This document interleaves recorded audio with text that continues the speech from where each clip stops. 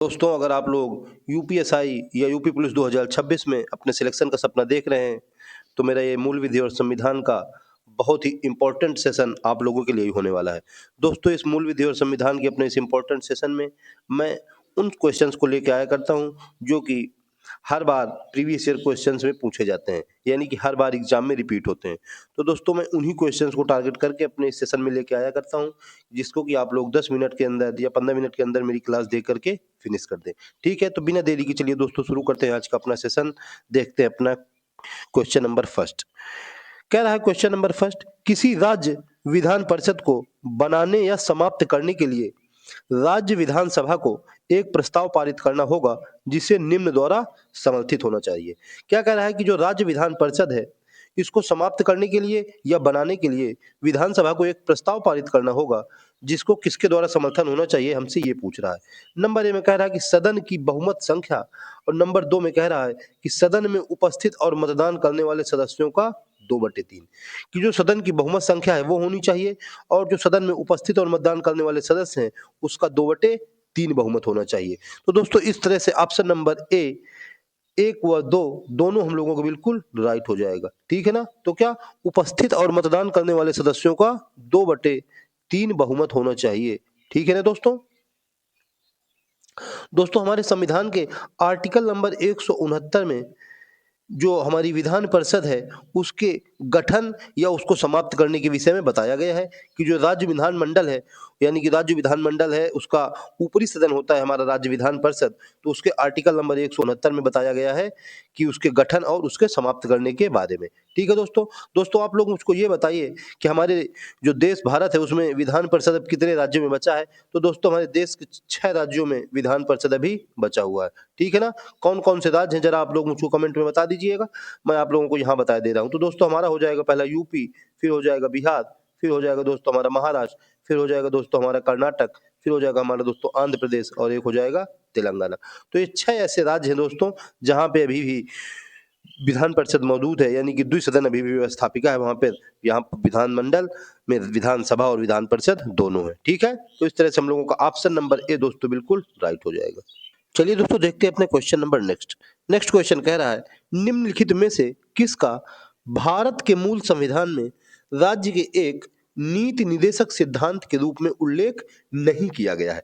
दोस्तों दोस्तों राज्य के नीति निदेशक सिद्धांत हमारे संविधान के भाग 4 में आर्टिकल नंबर 36 से 51 में बताए गए। नीति निदेशक सिद्धांतों में बताया गया है कि समाज के कल्याण को कैसे हम लोगों को, मतलब हमारे राज्य को कैसे, हमारे समाज के कल्याण को बढ़ाना है, कैसे हमारे समाज के जीवन स्तर को बढ़ाना है, कैसे हमारे समाज के पर्यावरण की हमें रक्षा करना है और उसको बेहतर बनाना है, और हमें बताया गया है कि सार्वजनिक स्वास्थ्य में हमें कैसे सुधार करना है और राज्य का क्या कर्तव्य है। तो हमसे कह रहा है कि बताइए किसका उल्लेख नहीं किया गया। तो चलिए हम देखते हैं। हमारा ऑप्शन नंबर ए कह रहा है जीवन स्तर को बढ़ाना राज्य का कर्तव्य है। तो दोस्तों, ये हमारा ए नंबर बिल्कुल राइट हो जाएगा। नंबर 2 में कह रहा है पोषण का स्तर बढ़ाना राज्य का कर्तव्य है। नहीं दोस्तों, पोषण का स्तर नहीं, पोषाहार स्तर। क्या दोस्तों? पोषाहार स्तर बढ़ाना राज्य का कर्तव्य है, पोषण का स्तर बढ़ाना राज्य का कर्तव्य नहीं है। तो इस तरह से दोस्तों हमारा, हमें लग रहा है यही ऑप्शन, हमारा ऑप्शन नंबर बी बिल्कुल राइट हो जाएगा। नंबर 3 में हम लोग कह रहे हैं, क्या कह रहा है? नंबर 3 में कह रहा है पर्यावरण की रक्षा करना और बेहतर राज्य बनाना राज्य का कर्तव्य है। ये भी सही हो जाएगा। नंबर 4 में सार्वजनिक स्वास्थ्य में सुधार करना राज्य का कर्तव्य है। तो ये भी सही हो जाएगा। हमसे उसने पूछा था कि बताइए किसका उल्लेख नहीं किया गया है, तो ऑप्शन नंबर बी पोषण का स्तर बढ़ाना राज्य का कर्तव्य नहीं है। तो दोस्तों, ऑप्शन नंबर बी हम लोगों को बिल्कुल राइट हो जाएगा। ठीक है ना दोस्तों? क्या ऑप्शन नंबर बी हम लोगों को बिल्कुल राइट हो जाएगा। दोस्तों, आप लोग मुझको कमेंट में बताइए कि जो राज्य के नीति निर्देशक तत्व हैं, ये किस देश के प्रेरणा लेके बनाए गए हैं, किस देश से प्रेरणा लेके बनाए गए हैं। ठीक है? आप लोग जरा मुझको एक कमेंट में बता दीजिए। चलिए दोस्तों, देखते हैं अपना question number next. Question number next कह रहा है, निम्नलिखित में से किस पर जनहित याचिका मामलों के रूप में विचार नहीं किया जा सकता? जनहित याचिका, जनहित याचिका की शुरुआत दोस्तों भारत में 1980 में पीएन भगवती के द्वारा की गई थी। किसके द्वारा? पीएन भगवती, जो कि हमारे चीफ जस्टिस थे, मुख्य न्यायाधीश थे, उनके द्वारा 1980 में की गई थी। सबसे पहले पूरे भारत में, मतलब सॉरी पूरे विश्व में जनहित याचिका की शुरुआत अमेरिका में की गई थी। तो हमसे कह रहा है कि विचार नहीं किया जा सकता। जनहित याचिका दोस्तों की तो हम लोगों को नाम से ही पता है कि जो लोगों के हित में हो, यानी कि जिससे लोगों को कल्याण हो, जिससे कि समाज का कल्याण हो, सार्वजनिक हित हो, वो ही जनहित याचिका होती है। जनहित याचिका का दोस्तों इंपॉर्टेंट पॉइंट क्या है कि जनहित याचिका को हम लोग केवल सुप्रीम कोर्ट और हाई कोर्ट में ही दायर कर सकते हैं और नीचे लोअर कोर्टों में नहीं। ठीक है।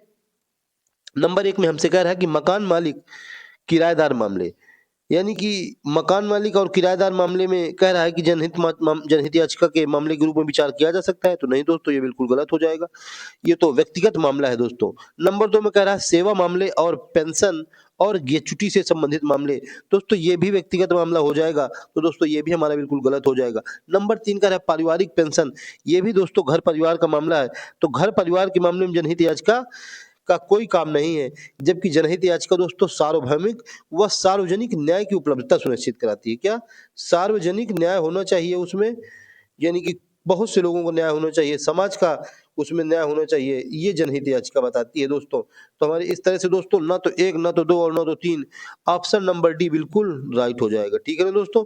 जनहित याचिका के अंदर मकान मालिक किराएदार मामले को नहीं सुना जाएगा, सेवा मामले और पेंशन मामले भी नहीं सुने जाएंगे और पारिवारिक पेंशन भी नहीं सुने जाएंगे। ठीक है। तो इस तरह से दोस्तों हम लोगों का ऑप्शन नंबर डी क्या हो जाएगा? बिल्कुल राइट हो जाएगा। जनहित याचिका की शुरुआत 1980 में पीएन भगवती के द्वारा की गई थी। ठीक है। इसको सुप्रीम कोर्ट और हाई कोर्ट में ही दायर किया जा सकता है। चलिए दोस्तों देखते हैं अपने क्वेश्चन नंबर नेक्स्ट। कह रहा है किस विवादित मामले में सर्वोच्च न्यायालय की एक बेंच ने कहा कि न्यायिक समीक्षा संविधान की बुनियादी विशेषता है और 9वीं अनुसूची में एक ऐसा अधिनियम सम्मिलित करना जिसे या जिसके हिस्से को न्यायिक समीक्षा की शक्ति का प्रयोग करते हुए असंवैधानिक माना गया है, संविधान के मूल ढांचे को नष्ट करना या नुकसान पहुंचाना है। तो क्या हमसे इसमें न्यायिक समीक्षा के बारे में कह रहा है कि जो न्यायिक समीक्षा है वो संविधान की क्या है? बुनियादी विशेषता है।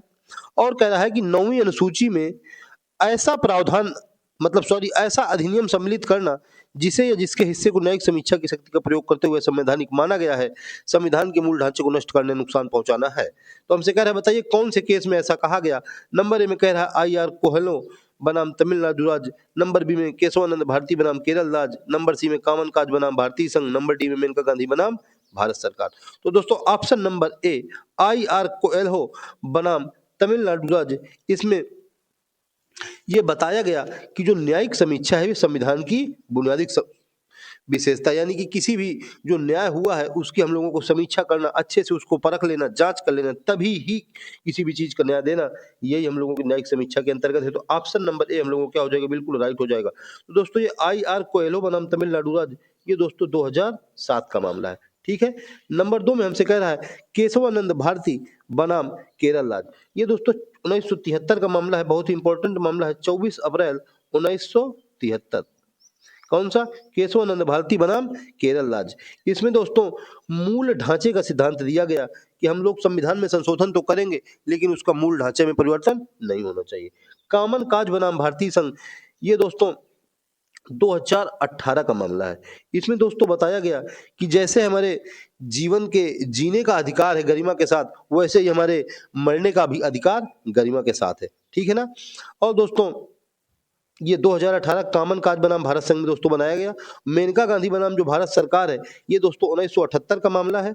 मेनका गांधी बनाम भारत सरकार, इसमें दोस्तों बताया गया है जीवन जीने के अधिकार के बारे में। आर्टिकल 21 के तहत व्याख्या की गई है कि जो जीवन जीने का अधिकार है वो गरिमामय जीवन जीने का अधिकार है। ठीक है ना? कौन से? आर्टिकल 21 के तहत गरिमामय जीवन जीने का अधिकार, आर्टिकल 21A के तहत। ठीक है ना? चलिए दोस्तों देखते हैं अपने क्वेश्चन नंबर नेक्स्ट। कह रहा है निम्नलिखित में से कौन सा राज्य के नीति निदेशक सिद्धांतों में नहीं कहा गया है? नीति निदेशक सिद्धांत फिर से आ गए दोस्तों। नीति निदेशक सिद्धांत हमारे आर्टिकल मतलब सॉरी हमारे संविधान के भाग 4 में आर्टिकल नंबर 36 से 51 के बीच में बताए गए हैं। आर्टिकल नंबर 36 से 51 के बीच में बताए गए हैं। तो कह रहा है नहीं कहा गया है। नंबर 1 में हमसे कह रहा है शिक्षा का अधिकार, नहीं दोस्तों ये तो राज्य की नीति सिद्धांतों में नहीं बताया गया, तो ये हमारा गलत हो जाएगा। नंबर 2 में कह रहा है ग्राम पंचायतों का गठन, यानी कि ये सही हो जाएगा। ग्राम पंचायतों का गठन आर्टिकल नंबर 40 के अंतर्गत बताया गया है दोस्तों। तो दोस्तों इस तरह से हम लोगों का ऑप्शन नंबर डी यानी कि केवल बी क्या हो जाएगा? बिल्कुल राइट हो जाएगा। ठीक है ना दोस्तों। दोस्तों 86वां जो शिक्षा का अधिकार है, ये दोस्तों 86वां संविधान संशोधन, कौन सा, 86वां संविधान संशोधन 2002 के द्वारा मौलिक अधिकार में जोड़ा गया। किसके, मौलिक अधिकार में जोड़ा गया। और दोस्तों आर्टिकल 21A के तहत कहा गया कि जो 6 से 14 वर्ष के बच्चे हैं उनको मुफ्त शिक्षा देने का अधिकार है। 6 से 14 वर्ष के बच्चों को मुफ्त शिक्षा देने का अधिकार है। 86वें संविधान संशोधन 2002 के द्वारा शिक्षा के अधिकार को मौलिक अधिकार में जोड़ा गया और आर्टिकल 21 के तहत कहा गया कि 6 से 14 वर्ष के बच्चों को मुफ्त व अनिवार्य शिक्षा का प्रावधान किया गया है। ठीक है ना दोस्तों। चलिए दोस्तों देखते हैं अपने क्वेश्चन नंबर नेक्स्ट। कह रहा है निम्नलिखित में से कौन सा भारत में निर्वाचित प्रतिनिधियों का एक संसदीय विशेषाधिकार है। संसदीय विशेषाधिकार क्या, नंबर 1 में कह रहा है संसद में बोलने की स्वतंत्रता, तो ये बिल्कुल राइट हो जाएगा। नंबर 2 में कह रहा है संसद में कुछ भी कहने या उनके द्वारा दिए हुए किसी भी मतदान के संबंध में गिरफ्तारी से मुक्ति, ये दोस्तों गलत हो जाएगा। नंबर 2 में कह रहा है जब सदन चालू है तो एक गवाह के रूप में भाग लेने से छूट, तो दोस्तों ये भी सही हो जाएगा। इस तरह दोस्तों हमारा नंबर 1 और नंबर 3 यानी कि ऑप्शन नंबर बी हम लोगों को बिल्कुल राइट हो जाएगा। तो दोस्तों हमारे संविधान के जो आर्टिकल 105 है, इसमें दोस्तों जो हमारे संसद के सदस्य होते हैं यानी कि लोकसभा के सदस्य और राज्यसभा के सदस्य, उनके संसदीय विशेषाधिकार के बारे में बताया गया है।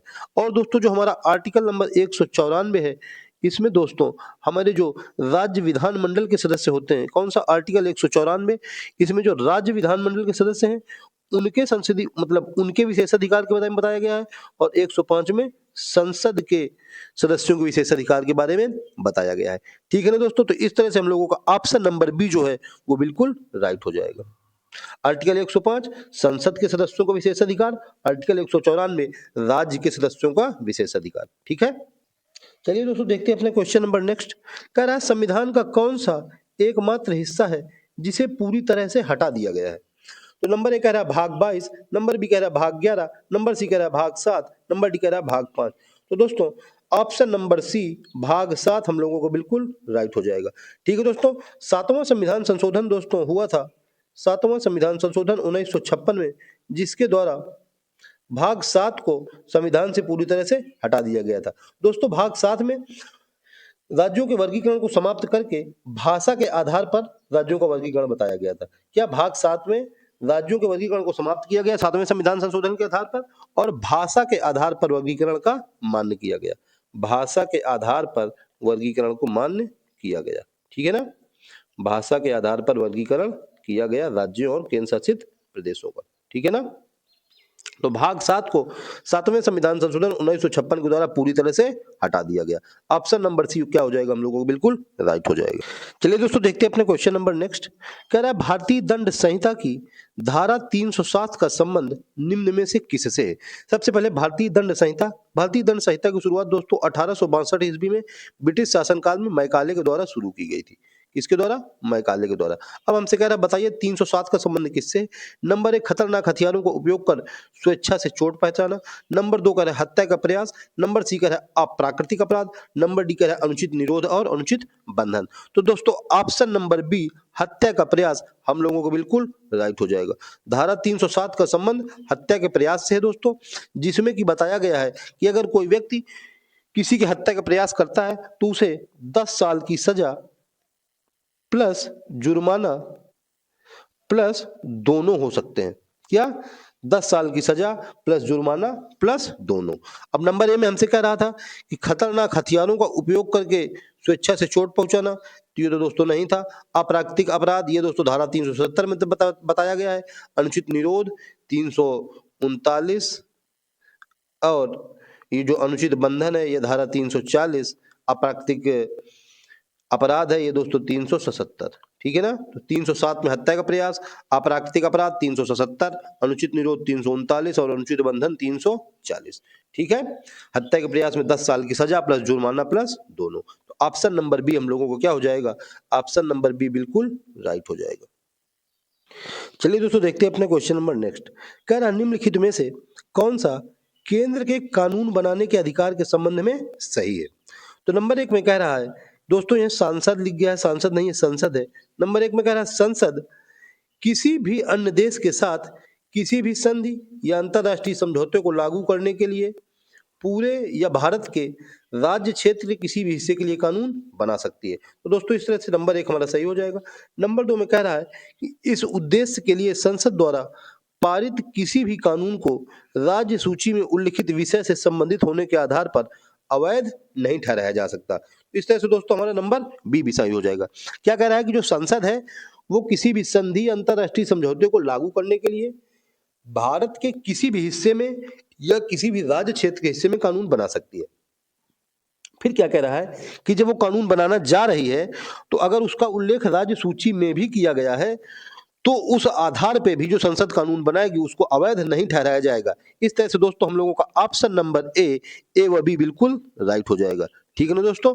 दोस्तों हमारे संविधान के आर्टिकल 79 में संसद के बारे में बताया गया है। आर्टिकल 80 में राज्यसभा के बारे में बताया गया है और दोस्तों आर्टिकल 81 में लोकसभा के बारे में बताया गया है। दोस्तों आप लोग मुझको कमेंट में बताइए कि हमारे संसद में कौन कौन शामिल होता है।